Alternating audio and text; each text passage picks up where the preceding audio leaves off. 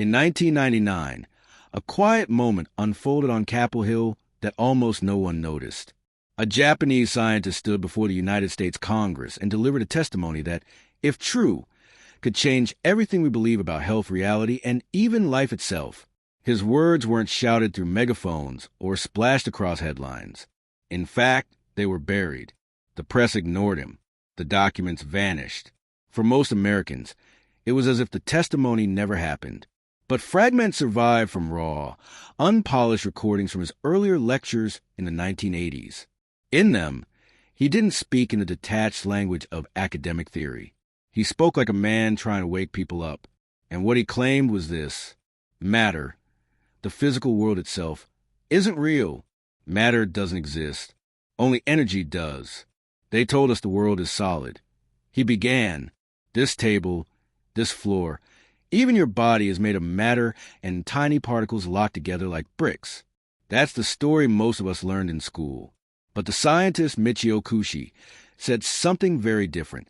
According to him, what we call matter is just energy flickering in and out of existence, like ghosts. Particles aren't little marbles. They're waves, constantly shifting. Your body isn't a solid thing. It's a vibration. That idea wasn't new in physics. Quantum mechanics had already given this hint decades earlier. But Kushi did something few scientists dared to do, which is he connected the physics of matter with the reality of human life, health, illness, emotions, and even thought. He told Congress that if we're made of energy, then our lives are shaped by how that energy flows. To Kushi, disease wasn't a random accident. It wasn't simply a mutation in DNA or a bad cell gone wrong. It was energy refusing to move. Life, he said, is meant to flow like a river. Breath, blood, and thought all depend on movement. But when that flow gets stuck, energy clots. It stagnates. It rots. That, he argued, is the root of sickness. For centuries, Eastern traditions whispered similar truths. In China, they referred to it as qi. In Japan, ki, while in India it is called prana. Different words, same idea. When energy flows, there's life. When it doesn't, there's disease. And that's why ancient healers use needles, herbs, massage, or meditation. Not just to treat symptoms, but to shake energy loose, to restore the flow. In the West, we learned another story. Cancer was explained through mutations. Chemical imbalances caused depression. And with every story came a product. Pills, injections, treatments, surgeries. But what if the root cause isn't chemical at all? Kushi claimed that the most dangerous thing about this hidden truth is not the science. It's the economics. If health depends on unblocking energy, not endlessly treating symptoms, then the entire structure of the modern medical industry would be threatened. This wasn't a conspiracy theory whispered in dark corners.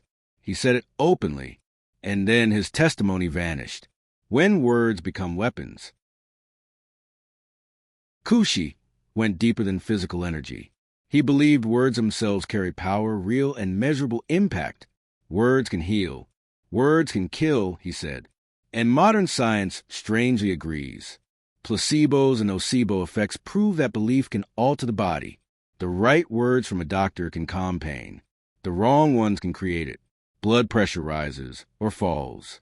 The brain rewires. Ancient traditions have always known this. Hindus talk about mantras. Buddhists chant sutras. Christians fill cathedrals with hymns. They weren't just practicing rituals. They were manipulating vibration. Every sound leaves a mark, Kushi said. Every word you speak is like a small hammer carving into your body's field. Love softens. Hate corrodes. That's why the language you speak to others and to yourself shapes your health and your reality. One of his most unsettling claims was about inheritance, not of genes, but of vibrations. He believed that the fears, traumas, and illnesses of your ancestors don't just disappear. They live on, echoing in your body and mind. Modern science calls it epigenetics. Children of Holocaust survivors often carry the same stress patterns as their parents. Grandchildren of famine victims inherit bodies wired for scarcity. You might call it genetic memory. Kushi called it haunting. Maybe that fear that follows you isn't yours. Maybe it was born long before you. To make sense of this, Kushi described a hidden hierarchy as a ladder of being. At the bottom is the beast, driven only by instinct and appetite. Above is the slave, obedient and unquestioning. Then the ordinary, who believes he's free, but walks on invisible strings.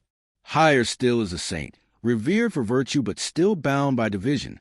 And finally is the free man, the one who embraces everything good and bad and sees through the illusion. Why keep this latter hidden? Because if people realize they were trapped in lower states, they might start asking who built the cage. Food as programming. Perhaps his most controversial claim came near the end. Food, he said, isn't just nutrition. It's code.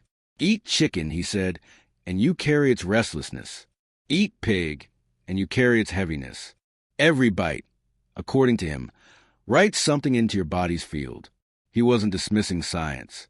In fact, modern research mirrors some of these plant-rich diets linked to longer lives and clearer minds, while meat-heavy diets are tied to heart disease and inflammation. He explained it with energy. Doctors explain it with cholesterol. Different languages. Same pattern. Your plate, he warned, has always been a battlefield. Why has testimony vanished? In 1999, Michio Kushi stood before Congress and said something most people weren't ready to hear. Matter isn't real, it's a vibration. If that's true, then your body isn't just flesh and bone. It's a broadcaster. Your mind is a signal. Your food is a program. And your words are a weapon. Kushi believed that illness isn't something you simply catch or buy a cure for. It's blocked energy, a disruption in the frequency of the body. If energy can be unblocked, then health isn't a product. It's a power you already hold inside you. Now think about what would happen if that idea caught fire. Pharmaceutical empires, medical giants, even parts of food industry, entire systems built on keeping people dependent, could start to shake. If ordinary people began to believe they had more control over their health than they were told, the balance of power could shift overnight. But that kind of message is dangerous to those who profit from silence. It doesn't fit into the mainstream narrative. It threatens established systems. And so, slowly, Michio Kushi's message began to fade from public view. His philosophy wasn't pushed on TV. His speeches weren't amplified. His name never became a household word. Some say it's because his ideas were too unconventional. Others believe they were simply too disruptive. Either way, Kushi's words, once spoken boldly before Congress, now resonate quietly in the corners of wellness communities.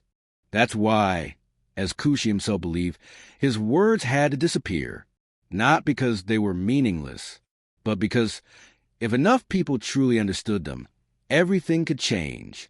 Whether you agree with him or not, one thing is undeniable. His words challenge the foundation of how we see the world. Matter, energy, thought, word, and food are all threads of the same invisible web. If he was wrong, history will forget him. But if he was right, then reality is far more flexible than we've been taught. So the question isn't what they did with his testimony. The question is, now that the secret is in your hands, what will you do with it